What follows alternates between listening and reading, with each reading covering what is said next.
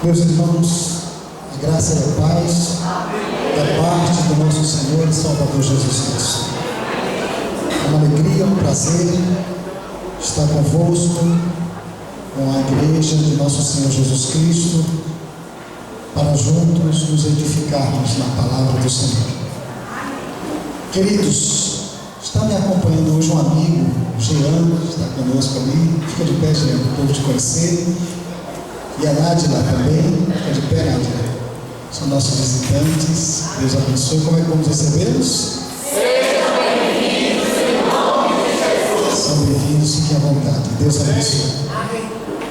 Meus queridos, abra sua Bíblia no Evangelho de Jesus Cristo, segundo escreveu São Marcos, no capítulo 2.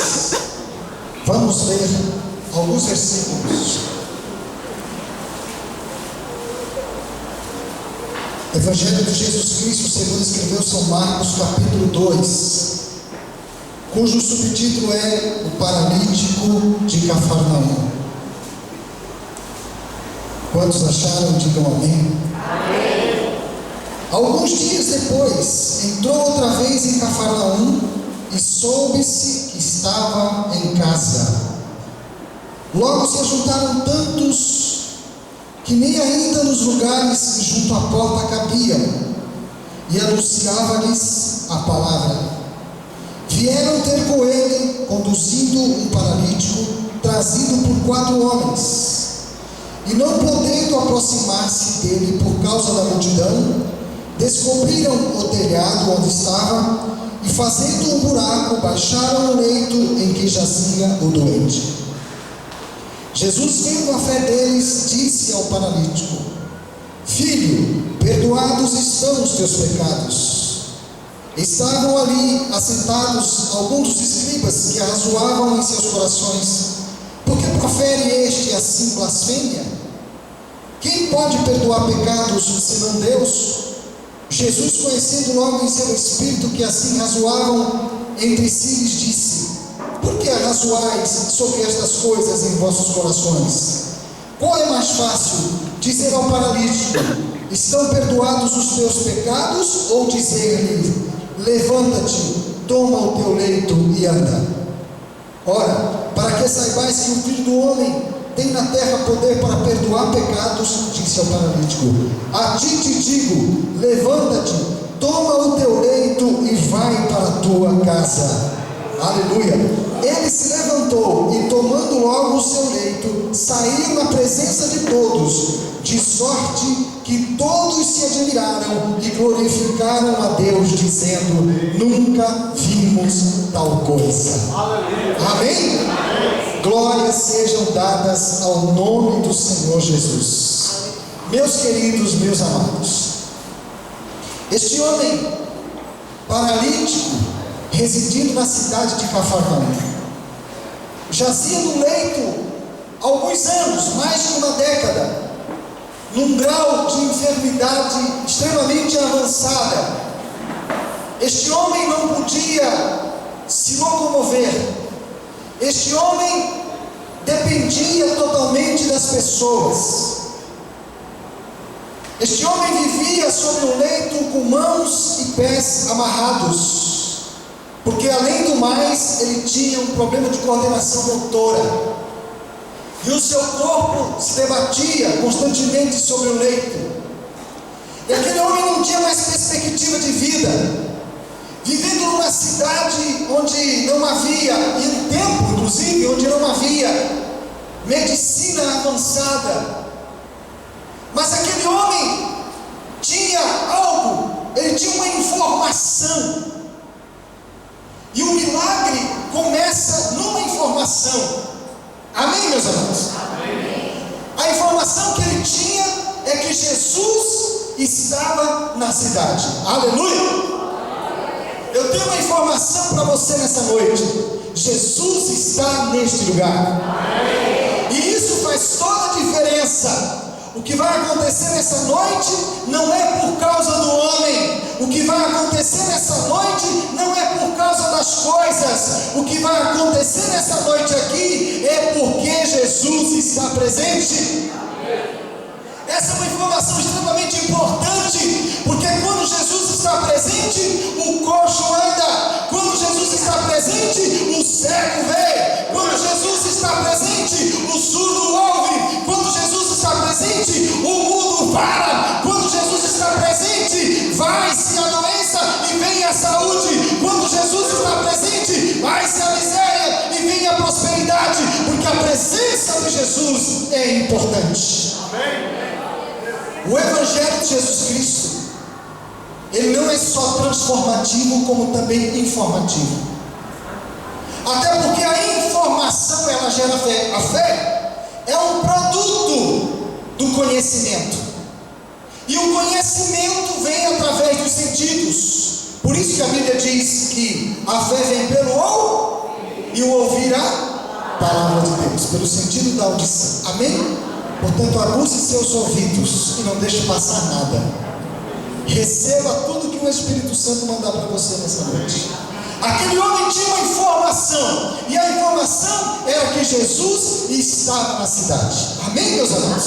O cego de Jericó, ele não tinha visão, mas ele tinha audição. E alguém disse para ele: Jesus vai passar na cidade de Jericó. E ele pensou: opa, nunca mais a minha vida será a mesma. Amém? Toma posse dessa vitória hoje. Este homem tinha uma informação que Jesus estava presente na cidade. Só que entre a vida daquele homem e a sua vitória havia alguns obstáculos. Sempre entre a nossa necessidade e a nossa vitória existem obstáculos. Se você está trilhando por um caminho onde não haja obstáculo, sinceramente eu preciso dizer que também não há vitória. Porque depois de uma barreira, sempre tem uma bênção para você. Amém? Depois de um deserto, sempre tem um oásis reservado para a tua vida. Depois de um momento de grande luta, o Senhor reserva grandes vitórias. Amém? Então, aquele homem tinha alguns obstáculos até chegar aonde Jesus estava. E então, de repente, as mesmas pessoas que lhe deram a notícia de que Jesus estava na cidade, foram as mesmas pessoas que conduziram aquele homem até o lugar em que Jesus estava. Amém? Você está hoje no lugar certo, na igreja certa, com o pastor certo, servindo ao Deus certo. Não arrede os seus pés aqui, porque é aqui que o Senhor vai te abençoar. Aleluia! E aqueles homens disseram para o paralítico que a casa em que Jesus estava presente estava cheia até a porta. O primeiro obstáculo que está entre nós e a nossa vitória é a multidão. Eles disseram para o paralítico que havia uma grande multidão naquela casa, que nem mesmo na porta cabia, de tanta gente. Sempre que nós precisamos entrar numa porta, existe uma multidão entre nós e a nossa vitória, e o lugar da nossa bênção. E deve ser por isso que Deus não trata com multidões, Deus trata com indivíduos. Amém? Às vezes nós confiamos muito na multidão, e sempre que a gente quer algo de Deus, nós nos deparamos com o primeiro obstáculo: as pessoas, as multidões. Quando Bartimeu soube que Jesus estava em Jericó, e ele começou a clamar: filho de Davi, tem misericórdia de mim, a multidão disse: Bartimeu, cala essa boca, você está incomodando o mestre. Mas a Bíblia diz que ele clamava cada vez mais: filho de Davi, tem misericórdia de mim. Jesus parou e ouviu e mandou que o chamassem. Amém? Se tem alguém que está tentando impedir a tua vitória, não deixa de buscar, não deixa de clamar, clama mais. Amém, meus irmãos? Se a multidão está incomodada porque você está cantando, canta mais. Se alguém está incomodado porque você está pregando, prega mais. Se tem alguém incomodado porque você está orando, ora mais. Se tem alguém incomodado porque você está jejuando, jejua mais, porque o Senhor vai parar e vai atender a tua petição, e você será vitorioso. A multidão sempre está entre nós e a nossa vitória. Portanto, a gente gente tem que ter muito cuidado, porque Deus não trata com multidões, Deus trata com indivíduos. Amém? Quando você quiser alguma coisa de Deus, vá sozinho, porque nós não somos Marias como as outras. Amém, meus irmãos? Aquele homem recebeu 4 amigos em sua casa. Todos nós precisamos e dependemos de amigos. A Bíblia diz que o homem que tem muitos amigos congratula-se, mas há amigos mais chegados que irmãos. Amém? Nós temos que ter pelo menos 4 amigos na nossa vida, até para que no dia de nossa morte eles possam conduzir o nosso caixão. É ou não é? Tem gente que é tão ruim de amizade que no dia do seu enterro ele vai ter que contratar uma empresa de serviços, terceirizada, para levar o seu cortejo, porque não tem amigos. Servo e serva de Deus faz amizades. Amém, meus amados? Amém. Davi tinha um super amigo, Jonatas, e ele disse: Jonatas, entre mim e ti esteja o Senhor. Amém, meus amados? A amizade é sempre bom. E aquele homem tinha 4 amigos pelo menos, e a Bíblia diz que aqueles 4 amigos foram até a casa daquele homem e pegaram a sua maca e levaram até a casa aonde Jesus estava. E o texto que nós lemos, nós entendemos aqui que ele disse que aqueles homens foram ter com Jesus. Para que tenhamos de posse a nossa vitória, nós precisamos ir ter com Jesus. O que é ir ter com Jesus? Ir ter com Jesus é você conversar com Jesus pessoalmente, tete a tete, porque Deus não costuma muito mandar recados, nem receber recados. O negócio de Deus é na conversa olho a olho, tete a tete, frente a frente. Amém, meus irmãos? Existem alguns irmãos por aí que eu costumo chamar de irmão 6 horas, aquele irmão que diz 6 horas por mim que eu estou com problema, 6 horas por mim que eu preciso de uma cura. Essas orações Deus não costuma ouvir e responder. Deus trata com o indivíduo diretamente, e é preciso que as pessoas tenham esse contato direto com Deus, uma experiência pessoal com Cristo. O centurião, ele tinha lá 100 homens, e por isso era centurião, alguém que comandava sobre 100 homens. Ele tinha lá 100 homens à sua disposição, e o seu servo mais amado adoeceu, e o centurião pediu que alguns anciãos fossem até Jesus, chamar Jesus para vir fazer uma oração em sua casa. E aqueles anciãos foram falar com Jesus, e Jesus não atendeu. Horas depois o centurião enviou alguns amigos que foram falar com Jesus e levaram um recado para Jesus, e Jesus não deu a mínima. Então o centurião resolveu ir ter com Jesus, e ele foi pessoalmente, e Jesus estava no meio de uma pregação, e quando aquele homem chegou diante de Cristo, Jesus parou e ouviu a ele: o que eu posso fazer por você, centurião? E ele disse assim: o meu servo, aquele a quem mais amo, está morrendo. E Jesus falou assim: aguarda um pouquinho, que eu vou na tua casa e vou orar pelo teu servo. E sabe o que o centurião disse? Ele disse: Senhor, basta uma palavra e o meu servo sarará. Irmãos, olha que palavra poderosa que saiu do coração do centurião. Somente a pessoa que está envolvida no problema, somente a pessoa que está na dificuldade, somente a pessoa que precisa da vitória é quem sabe proferir palavras como esta, que vem do âmago da sua alma. Somente uma palavra e o meu servo sarará. Aleluia. E aquele homem falou isso para Jesus, e quando Jesus ouviu essas palavras, Jesus falou para ele, disse: olha, eu nunca vi tanta fé. Vai conforme a tua palavra, não dos outros, não dos anciãos, não dos amigos, vai conforme a tua palavra. E aí ele voltou para casa, e quando ele chegou no meio do caminho, os amigos que foram dar o recado, os anciãos que foram dar o recado, encontrou-se com ele e disseram: não precisa mais incomodar o mestre, o servo já está curado. Aleluia! Quem veio ter com Jesus nessa noite? Aleluia! Se você veio ter com Cristo pessoalmente nessa noite, então você vai sair daqui de posse da vitória. Aleluia! Não se admire se ao chegar à esquina da sua casa, alguns amigos, algum familiar, alguém vier ao seu encontro e diga assim: ó, aquele problema que você ser chorado, já está resolvido. Amém? Quem crê nisso? Amém. Isso é ter com Jesus pessoalmente.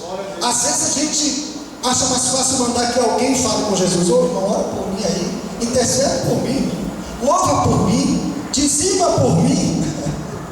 Não funciona. Marta tentou fazer isso. Marta era assim com Jesus, ó, íntima de Jesus. Jesus, quando saía de Jerusalém, Jesus passava ali em Betânia, na aldeia de Marta e de Maria, dormia lá. Elas ajudavam Jesus, patrocinavam o ministério de Jesus. Mas sabe o que acontece? Um dia Jesus passou por lá e naquela passagem Lázaro adoeceu. E Marta, em vez de ir ter com Jesus, ela mandou um recado pelo mensageiro, e a Bíblia não cita nem o nome do mensageiro. Isso quer dizer que não era ninguém muito importante. E sabe o que aconteceu? O mensageiro foi lá onde Jesus estava e deu o recado, mas Jesus não deu a mínima.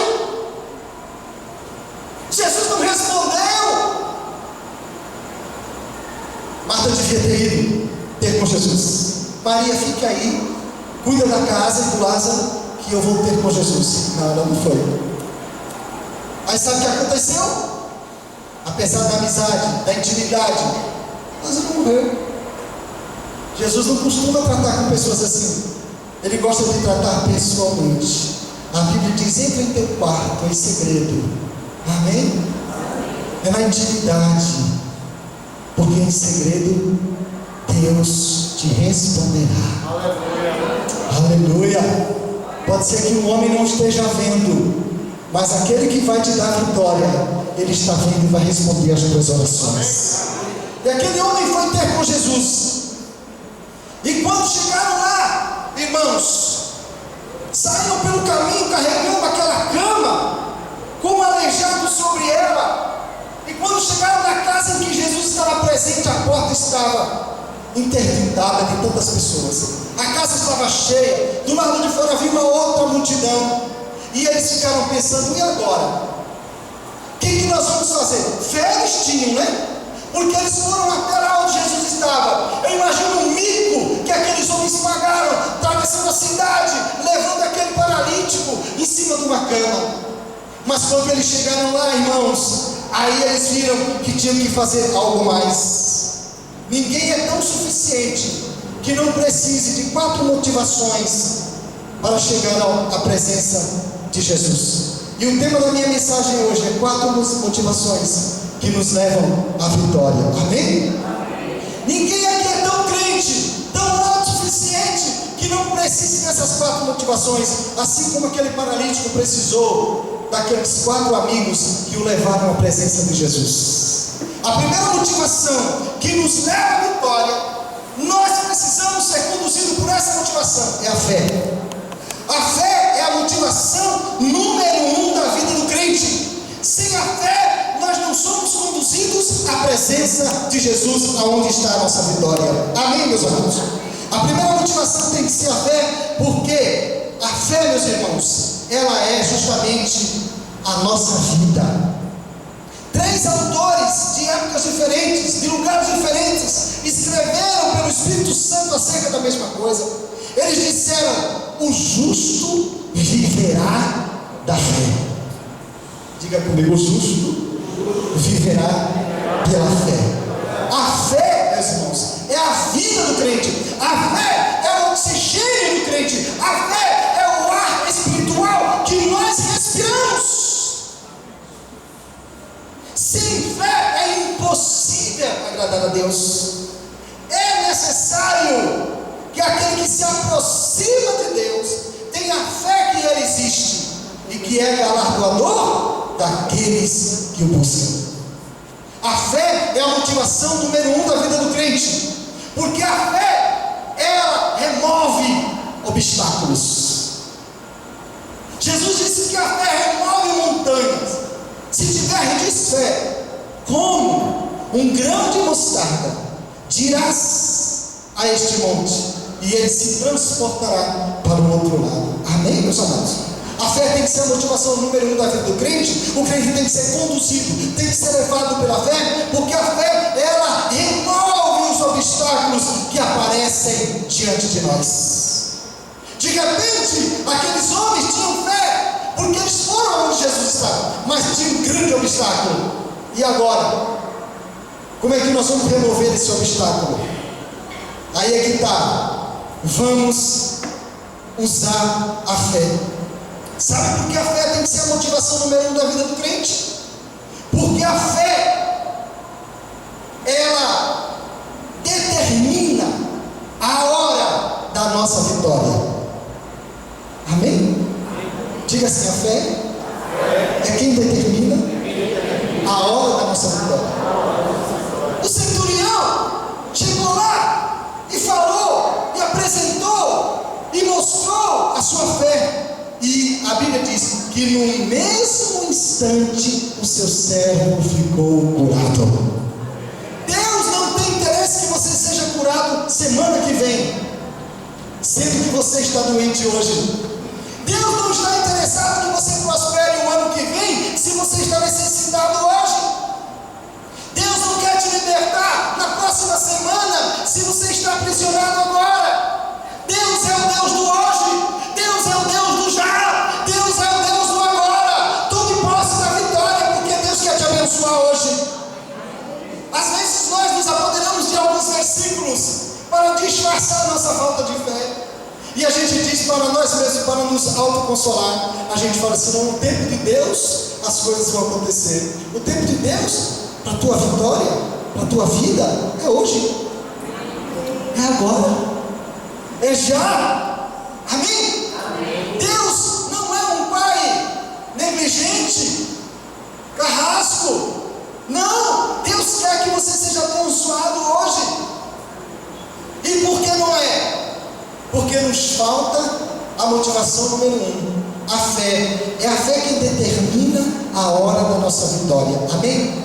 Aquela mulher, Sirofenice, ela foi ao encontro de Jesus, e ela vivia atrás de Jesus, e Jesus falou para ela, sabe o quê? Jesus falou assim, olha mulher, não é justo dar os pães dos filhos aos cachorrinhos. Ela falou assim, Senhor, mas os cachorrinhos também comem das migalhas que caem da mesa do seu Senhor. Olha só o que aquela mulher falou para Jesus. Isso é muita fé. Jesus falou assim, grande é a tua fé. E naquele instante, Jesus abençoou aquela mulher. E a Bíblia diz que no mesmo instante, o seu filho foi liberto. Ela tinha um filho que estava terrivelmente endemoniado.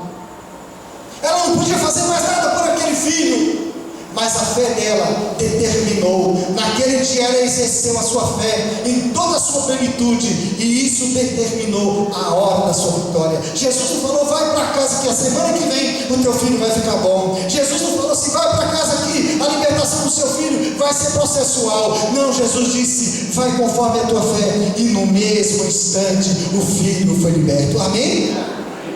Qual é a primeira motivação da vida do crente?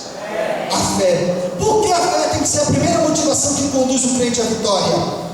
Porque a fé, meus amados, é algo para ser mostrada. Você não precisa mostrar sua fé para mim, porque não vai resolver nada. Você não precisa mostrar sua fé para a igreja, porque você não vai conseguir nada. Você não tem que mostrar sua fé para o pastor Samuel, porque ele não pode fazer nada por você.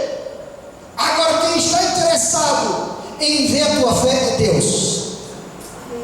A fé é algo para ser mostrado para Deus. O diabo, ele não quer saber se você tem fé, ele quer saber se você tem medo. Porque assim como o medo agrada a Deus, assim como a fé agrada a Deus, o medo agrada o inimigo. Medo e fé não se mistura. Não tenha medo, tenha fé. Amém, meus amados? Olha, queridos, sabe o que acontece? A fé é algo para ser mostrada. Por isso ela tem que ser a motivação número 1 da vida do crente. Sabe o que aqueles moços fizeram? Subiram no telhado, cerraram o telhado.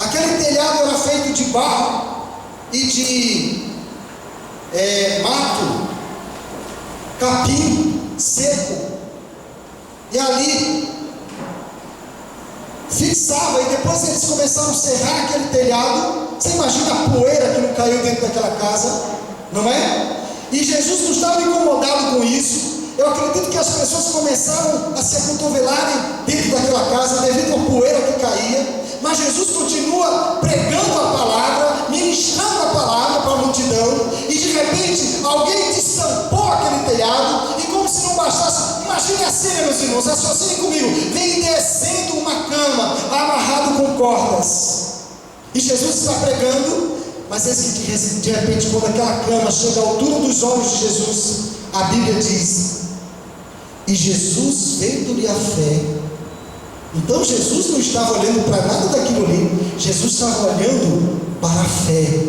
para ser mostrada para Deus, amém? É por isso que algumas coisas acontecem na nossa vida e a gente não entende, é porque Deus quer ver a sua fé. Ter fé, meu irmão, quando tudo está bem é fácil. Ter fé quando a geladeira está cheia de alimento é fácil. Ter fé quando o filho está com saúde é fácil. Eu quero ver é quando tudo conspira contra e o crente está ali, ó.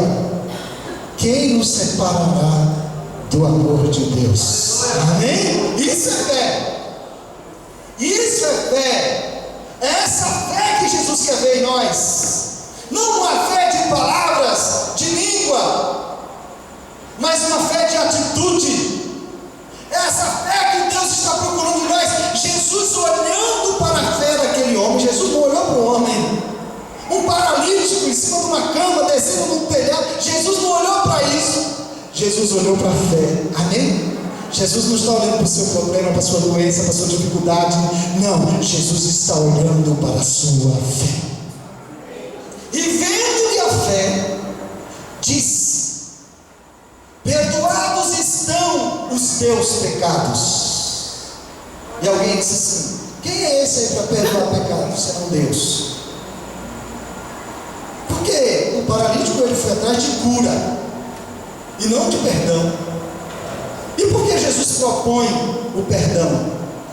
Porque o pecado é a origem de todos os males. E quando Jesus faz a obra, ele faz completa. Jesus arranca o mal pela raiz. Jesus foi na raiz do problema. Amém, meus amados? Jesus nunca faz a obra pela metade. Jesus começa e termina. Aquele que começou a boa obra a aperfeiçoará.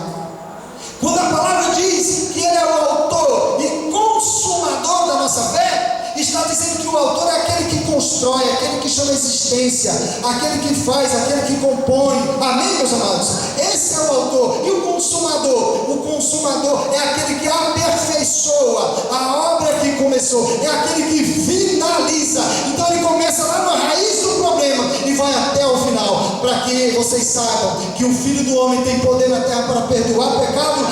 Paralítico, a ti te digo, levanta-te, toma a tua cama e vai para a tua casa. Jesus quer ver a nossa fé. Nesse momento de tribulação, nesse momento de dificuldade que você está passando, essa é a hora de você mostrar a sua fé. De repente você não tem entendido por que eu estou passando por isso, Senhor. Eu tenho feito tudo direitinho. Eu sou dizimista, eu sou ofertante, eu sou assíduo nos cultos, eu vou no culto da quarta, vou no culto da sexta, vou no domingo, Senhor, estou todo dia na igreja, eu evangelizo. Por que eu estou passando por isso, Senhor? Não será porque Deus está querendo ver a tua fé? Jó era um homem justo, temente a Deus, e se desviava da aparência do mal, mas ele passou pela mesma tribulação. Porque Deus estava querendo ver a fé de Jó. A primeira motivação que nos leva à vitória é a segunda motivação que nos leva à vitória, meus amados, está no versículo 4. Atitude. A fé os conduziu até a presença de Jesus. Mas agora a porta está fechada. E sempre antes da nossa vitória tem uma porta fechada, que é para que você desista da sua busca. Mas depois que você supera a porta fechada, existe sempre uma porta aberta. Depois daquela porta que estava obstruída por pessoas, existia uma grande porta chamada Jesus. Ele disse: eu